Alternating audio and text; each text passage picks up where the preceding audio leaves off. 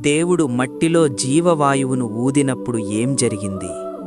భూమి నిశ్శబ్దంగా ఉంది, నేల నిశ్చలమై ఉంది, సృష్టి అనంతంగా ఉంది. కాని ఇంకా సంపూర్ణం కాలేదు. ఎందుకంటే దేవుడు కేవలం ఒక ప్రపంచాన్ని మాత్రమే కోరుకోలేదు, తన స్వరూపాన్ని ధరించే ఒక వ్యక్తిని కోరుకున్నాడు. అప్పుడు దేవుడైన యెహోవా నేలమంటి నుండి ఒక నరుని నిర్మించాడు. ఆ రూపం పరిపూర్ణంగా ఉంది, కాని అందులో జీవం లేదు. అప్పుడు దేవుడు ఒక ఆశ్చర్యకరమైన కార్యం చేశాడు. ఆయన అతని నాసికారంధ్రములలో జీవవాయువును ఊదగా నరుడు జీవాత్మ ఆయను.